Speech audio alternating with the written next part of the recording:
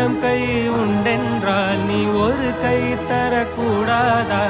ஈராயிரம் கண் கொண்டாய் உன் ஒரு கண் என்னை பாராதா?